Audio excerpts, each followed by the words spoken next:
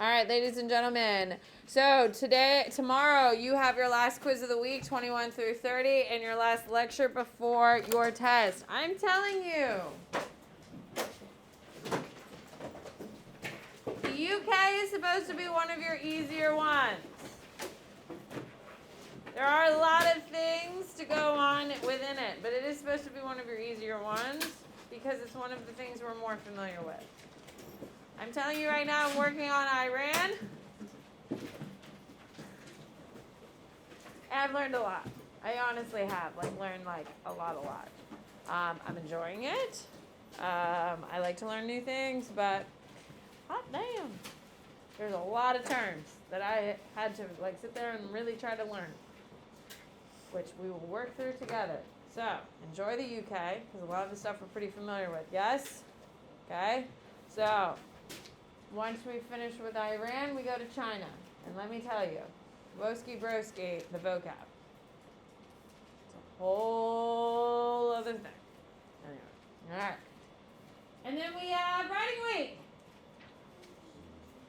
That's okay. You can do all you want, but it's still happening. All right, here we go. Please listen up very carefully. I think I would like to start with what we would call the history. Can you write down the history of the UK? That's what we're starting today off, ladies and gentlemen. I need you to know that there are 4 countries inside the UK. Does anyone know what the 4 countries are? Oh, Brooklyn. Scotland, Wales, Northern Ireland, and Yeah, look at you. Okay. I assumed you all knew. Foolish me. There are 4 countries inside the UK. The largest one, of course, is England, then Scotland, then Wales, then Northern Ireland, if you want to do by geographic size. The most influential one, of course, is England. You do need to know that these 4 countries have been dominated militarily and economically by England. Write it down. They have been dominated politically and militarily by England. But now decide to work together for economic and military reasons. dominated Politically and militarily. But now they've decided to work together for economic and military concerns. You don't have to write this down. But is it easy or hard to raise a military? It is really hard and it's very expensive. Do you think Wales is really going to make a strong, powerful military that can protect itself from a foreign invasion? No. That's one of the reasons what bonds these 4 countries is economics and military concerns. What do you got? So Northern Ireland and Ireland are 2 different things? Yes. Well, welcome to it. So let's talk about Northern Ireland. What is the fundamental difference between Northern Ireland and Ireland? We don't call it Southern Ireland. Someone said Southern Ireland to me and cringe. We don't say Southern Ireland. We just refer to it as Ireland or the Republic of Ireland. So we have Northern Ireland and Republic of Ireland. What is the difference, Ford? Religion, yes. Okay, yes. And what are the 2 religions, Ford? Yes, it's Protestants versus Catholicism. Okay, so Roman Catholics versus Protestants. Which one is Catholic? Don't write it down. I'll tell you exactly what to write down. Which one is Catholic, Nick? You got a 50-50 shot. Nick. Which one is Northern Ireland? Which one is Catholic, Nick? There you go. Ireland is Catholic. Ireland is Catholic. Write it down. You need to know this kind of information. Okay. Ireland is Catholic. Northern Ireland is Protestant. Okay. Which of those 2? You got a 50-50 shot. Which one is England? The country of England is what sect of Christianity, Brooklyn? They're Protestant. Yes. Okay. Does anyone know who made England Protestant? Who is it, Desmond? Nope. Who is it for? He's German and he's a monk and not a king. He's French and has nothing to do with it. Desmond? Does anyone actually have an idea of who? Guys, he literally murders his wives. Yeah, I think I try divorce his wife, right? Yes, and who is that man? I don't know the name. King. I'm Henry VIII, I am. Henry VIII, I am. I got married to the widow next door. No? Okay. Henry VIII. Henry VIII.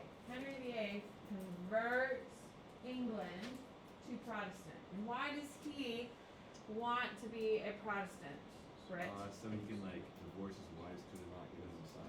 Okay, because he's not giving him a son, fine. But who is he really mad at? For not being able to divorce him? The Pope. The Pope. So he's pissed off at the Pope because if you're a Catholic, who is the leader of the religion on earth? The Pope. So he's pissed off at the Pope, and if you're a Protestant, there is no Pope. So he converts to Protestantism because he wants to say screw you to the Pope. Okay, technically he turns England Protestant, but who is the true queen who is going to unify all of England into Protestantism and bring them in? Guys, there's literally 2 queens.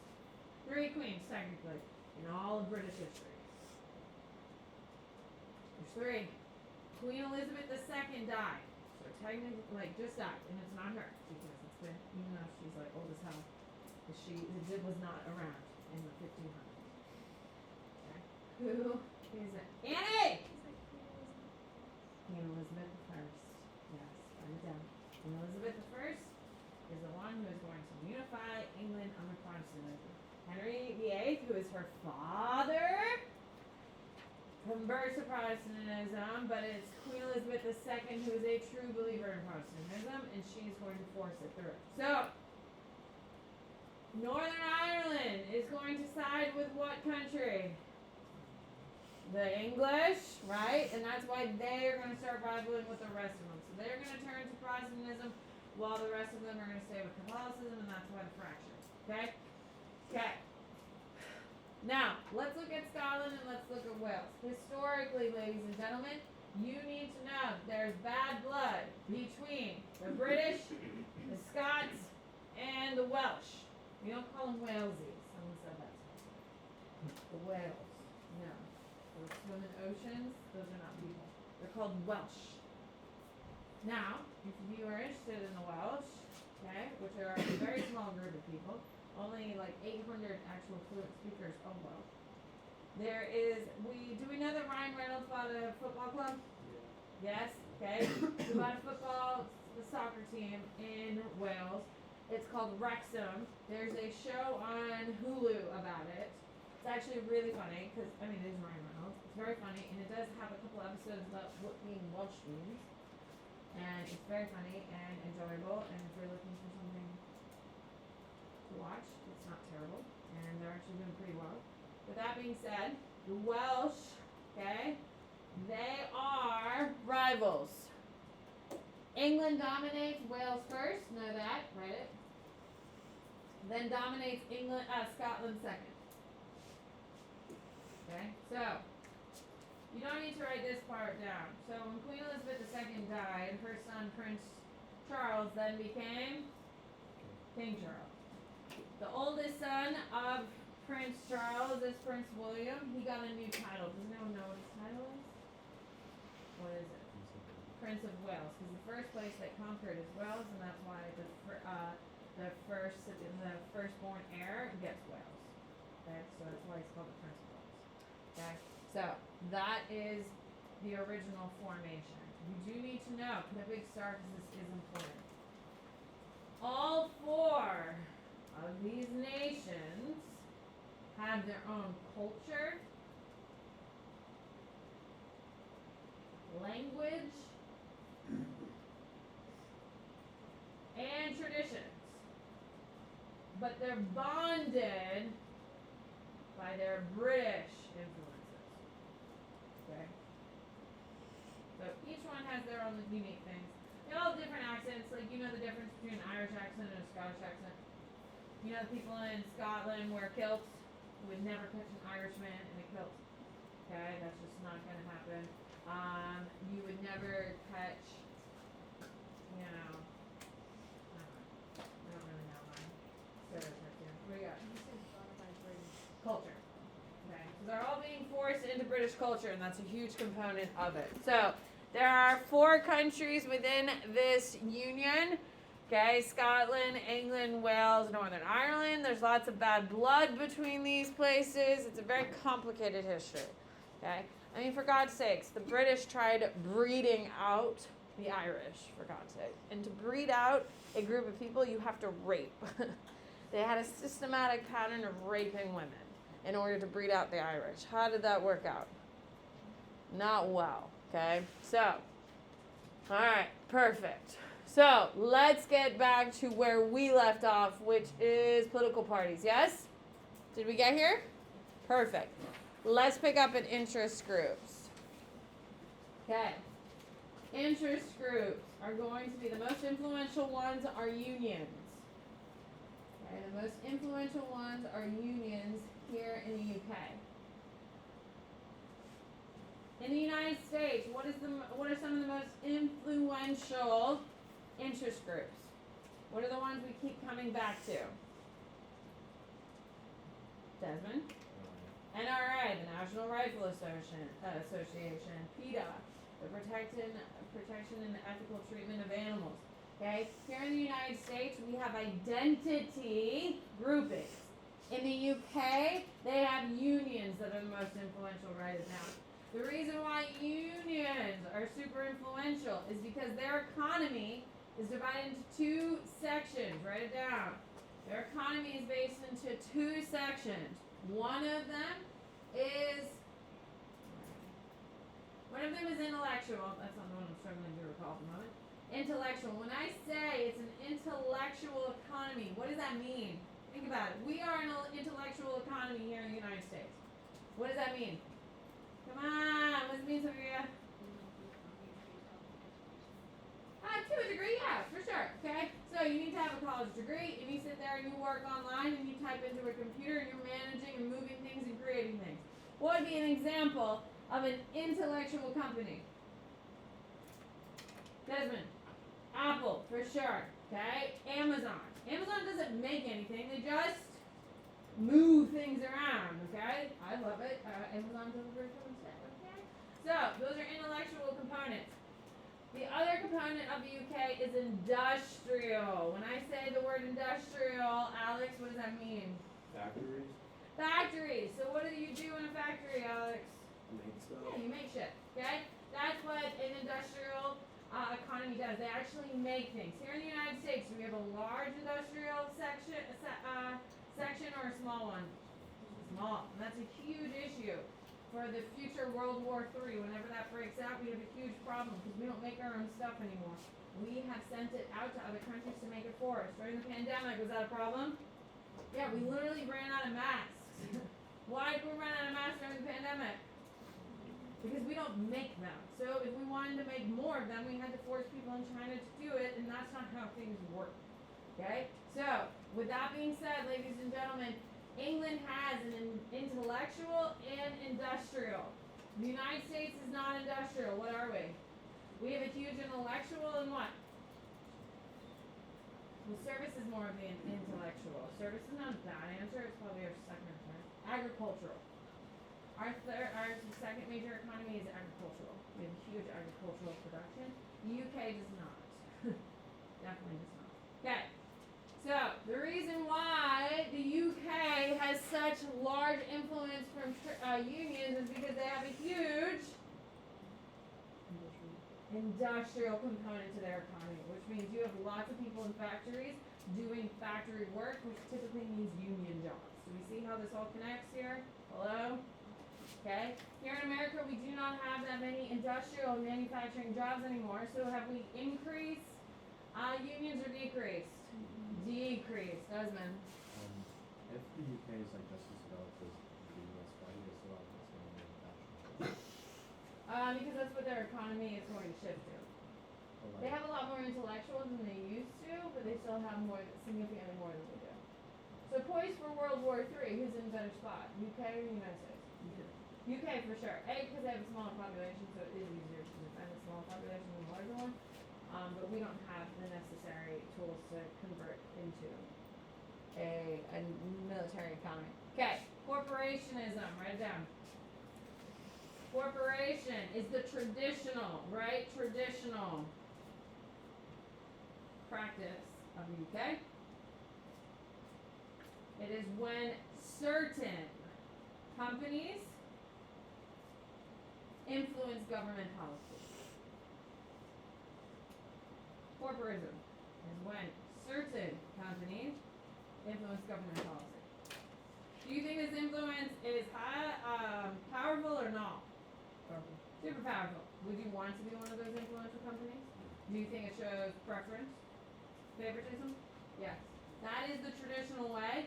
It is no longer being done. It's been replaced, and write it nice and big, put a big star. Been replaced by neo-corporatism. It's been replaced by neo-corporatism.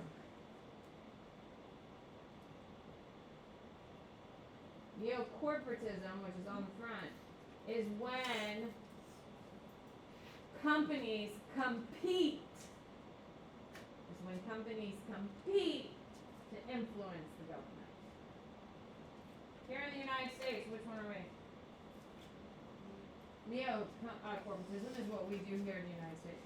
Because companies that were popular under the Bush administration were not popular under the Obama administration. The companies that Obama favored were definitely not favored by the Trump administration. Can we agree? So depending on the party in power or the administration in power dictates their favors. What do you got? But if people are like producing something, why different corporations? Because political leanings, donations, influence, access, favors, all those things play a huge role. Okay? The reason why they had a limited group of corporations is because of the money and the influence those companies have given historically to the British Crown and Parliament, which is giving them those access. In order to diversify and democratize, they've eradicated that. Underneath neo-corporatism, you need to put a huge star. Who created neo-corporatism? There are 4 prime ministers that you need to memorize because they're the 4 most influential to modern British politics. And who is it? Grant? Is it Blair? No, Tony Blair's later. He will be one of the 4, but he's not the one. This is the most influential in the modern economy of UK. Ford. Henry Louis. No, that's not a bad guess, no. Jordan? Margaret Thatcher. Write her down. Okay, Margaret Thatcher. First of all, her name's Margaret, so she is a woman. She also has another title of being the first female prime minister. She also has a nickname. So you need to know she's the first female prime minister of England. You also need to know her nicknames. Anyone know what it is?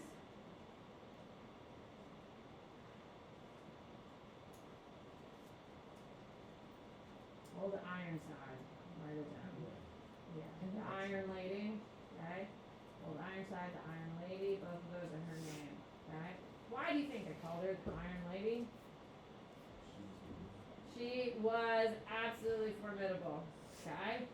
She enjoyed being the only woman in the room, okay? She did enjoy that, which there's been commentary about how important Margaret Thatcher is for women, but, you know, in the neo-feminist movement, she's been kind of knocked back a couple pegs, but that's a whole other issue. Okay, what you need to know about Margaret Thatcher is she is the one who is going to, and you should have a huge star next to her name, there's no way you can avoid Margaret Thatcher. She is going to rebuild the UK economy post-colonialism. Parentheses, 1960s, 70s. Okay. Underneath that, write history. We're going to teach you something before we can move forward. Okay. So obviously, if you need to write this down because you don't know it, then write it down. But I hope you know it, so you don't have to write it down. What is the first country in the world to industrialize? UK. Okay. Britain is the first country to industrialize because it has 2 natural resources. Caesar, what are those 2 natural resources that Britain has? Iron ore and Let me help them out. coal. Coal. Iron ore and coal. Iron ore is what comes from the ground when you superheat it. It makes Iron. Iron is the finished product. If you don't know that it has iron ore and coal and it is the home of industrialization, write it down. Okay, because they are the first to industrialize, they become the first world power in the industrialized world. Okay, they are going to start colonizing. Write it down. They will start colonizing after they industrialize. Why? They do it for two reasons. Brooklyn. Resources. Okay, they need resources. Absolutely. What are some of these resources? Rubber, I will take. Cotton is a better answer. Rubber, cotton, palm oil, those things are the things they need. They also need it for what, Mr. Clark? So they start colonizing once they industrialize because they need natural resources. And what's the second reason? What do you got, Sophia? No. Desmond. They need to sell their stuff. Yes, they need markets. Write it down. They need markets. Okay, this is the example I use in AP World, and I think it works. Here we go. Imagine you are a factory in England, and you make toasters. So, you make toasters, and everyone in your town has it, and 10 years later, everyone in the region has it, and 20 years later, everyone in England has a toaster. But what is your factory only making? But everyone in England already has toasters, so what do they have to do? They have to find other people to buy the damn toasters or the factory closed. That is why they create markets. So, they sail to India and they take over India. And guess what they force the poor Indians to buy? Toasters. And the funny thing is, a lot of them didn't even have electricity, but it's still available. Makes no sense. Welcome to the British. With that being said, they're going to force it on their colonies so they can keep what moving at an incredibly fast pace. The factories in England because it's making money. So you need to know that colonies are created post-industrial because they needed resources and markets to sell these manufactured goods. Those are the two things. Okay, post-colonialism. Post-colonialism is happening from 1947 to 1995. Write it down. 47 to 95. This happens to follow what major world event, Emerson? Which one? There's two. You have 50-50 shot. Is it one or two? You have a 50-50 shot! Jordan, which one is it? It's the second one. 47 is, it ends in 45. World War II ends completely to the world in 47. Here we go. What? What was the dates for 1947 to 1995. Okay. So post-colonialism, if you don't know what it is, write this down. It is when colonies gain their freedom post-World War II. If you didn't know it was World War II, it's World War II. Okay. Why is this a problem for countries like the UK, Ford? Yeah, and their entire economy is based on colonialism. So, with these colonies gaining their independence, okay, the best thing about a colony is that you can just steal the shit from the colony. Okay? After World War I, they create the mandate system, which justifies legally the U.S., England, and France going into the Middle East and stealing oil. So they go in and steal the oil. If you steal it, do you have to pay for it? No, it's free. Then they turn around and sell it to the British. So they're making profit off of oil. Now, do they sell it at the normal rates the British should be paying or cheap rates? Cheap, because they've already stolen it, so they might as well sell it to their people cheaply, make their lives easier, make the British people happy. So, if the Middle East, Iran, Iraq, Afghanistan all have their independence, and they're no longer colonies in the mandate system, now all of a sudden we have to pay for what? Oil. If we have to pay for oil, and we're paying the actual fair price of oil, is it going to be higher, significantly higher, or about the same? Significantly higher, which cost goes up. So, post-colonialism, you need to know that for the first time, the British have to pay full price for natural resources. Parentheses, oil is obviously going to be the biggest one. And most countries ban British products? Why would most countries that are former British colonies ban British products? Yeah, because they're pissed off at the British. They just are going to fight war of independence and they don't want to have British things in their country. Okay? So, this is an entire, put a big star. It shocks and stalls the British economy. Now, what country is going to be the most important country? It's called the jewel in the crown, Alex. The British. Nigeria? No. What country is the jewel in the crown for the British, Caesar? India. India. That is their biggest loss is India, which is why they're going to fight like hell to keep it until 1947. What do you got? With like Saudi Arabia, why didn't the US Saudi Arabia doesn't discover oil until 1968, 69.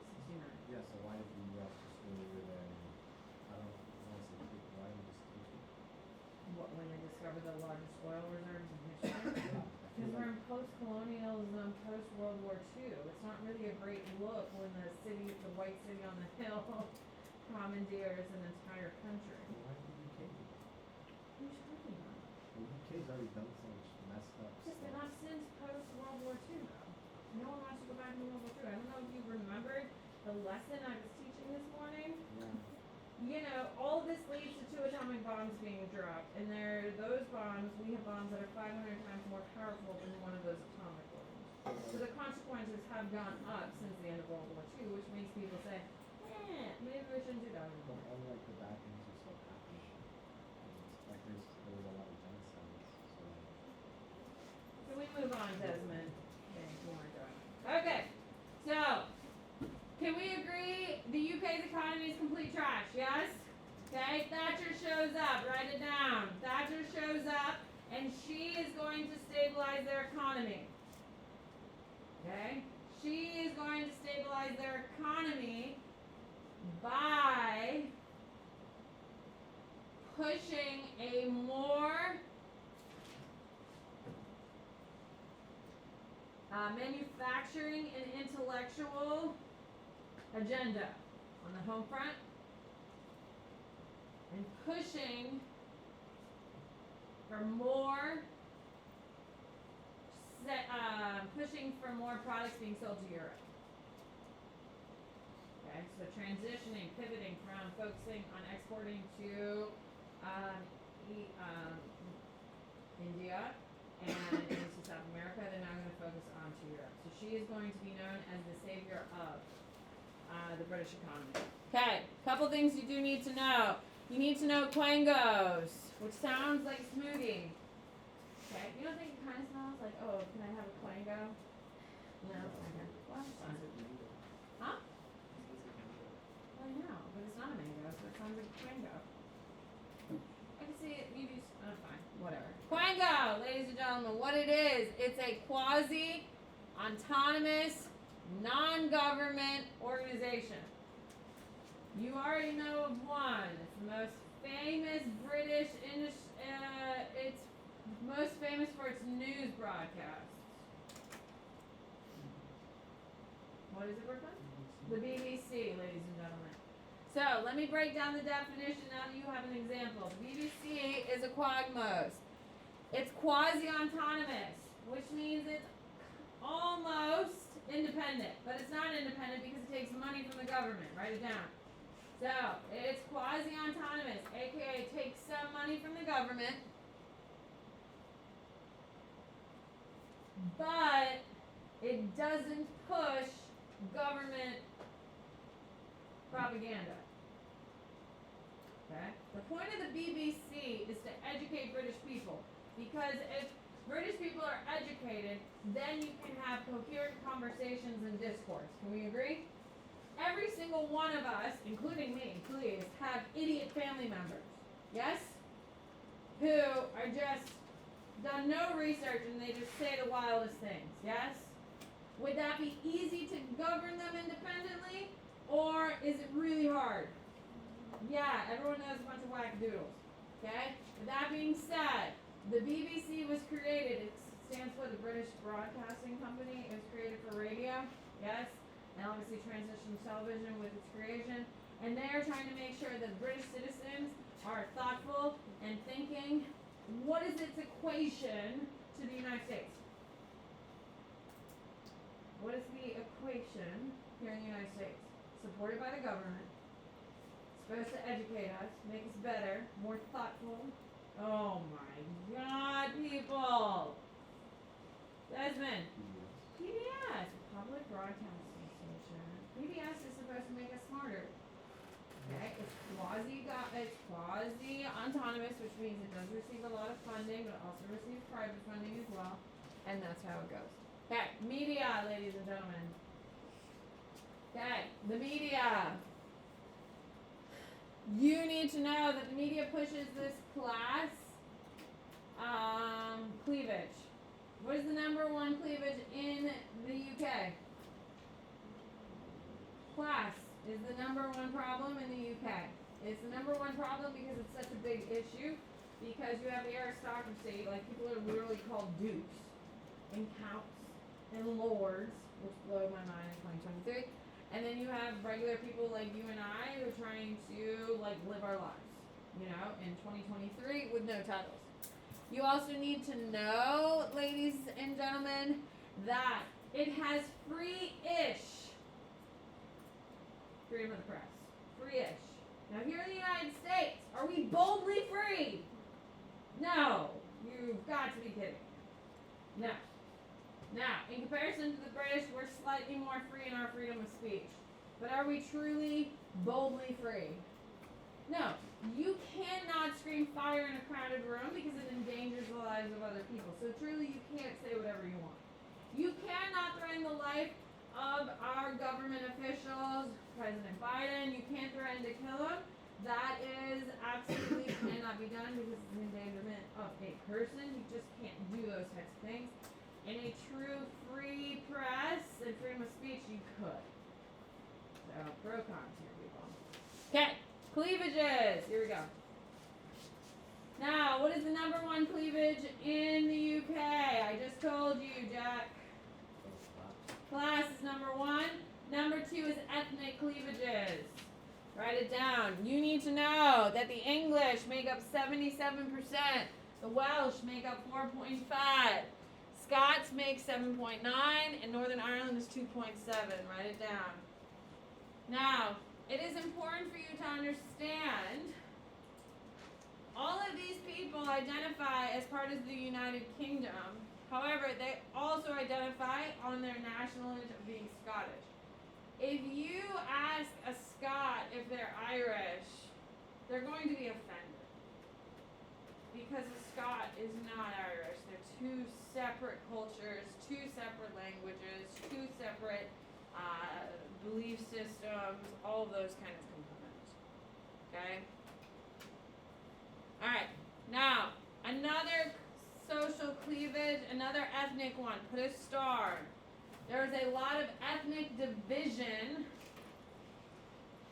between whites and non-whites in England, specifically with Islamic nationalities. And we'll get into that mostly tomorrow. Okay, so you do need to know. Now, one of the famous quotes that we will be talking about in AP World, and we do need to talk about it with UK and Nigeria. When we talk about post-colonialism, there is a very famous quote that says, "I'm here because you were there." So in England today, there's a huge Indian population in the UK. Why is there a huge Indian population in England, Hannah? Why is there a huge Indian population in England today in 2023?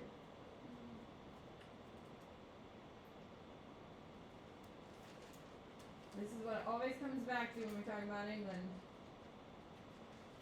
Why, Alice? Maybe because of their industrialization. No. Emily? Yeah, England was a colony. So why are there a bunch of Indians in the UK? Because they're a colonial power and they came back. When Post-colonialism ends when the British removed themselves. Some people came back to Britain because they were sympathetic to the British. Okay? There are a lot of Nigerians or black people in London today in 2023. Why?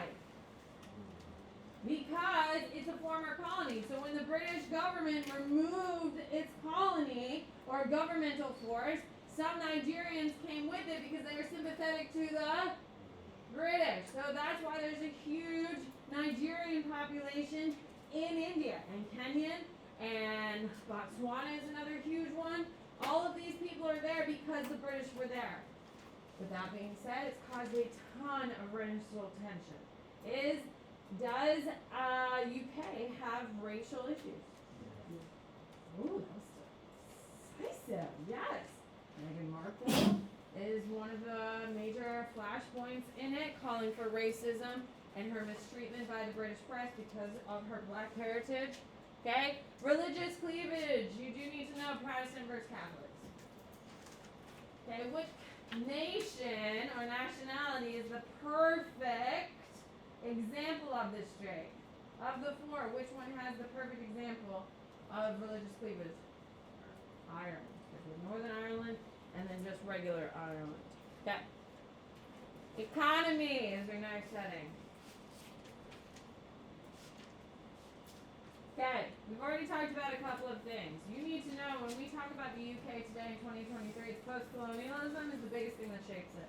You also need to know that Thatcherism is a huge component that has brought the UK to where it is. You need to know their economy is based on two major things, intellectual and manufacturing or industrial. Perfect. That's where that's all I put up that on Monday, that, What's that?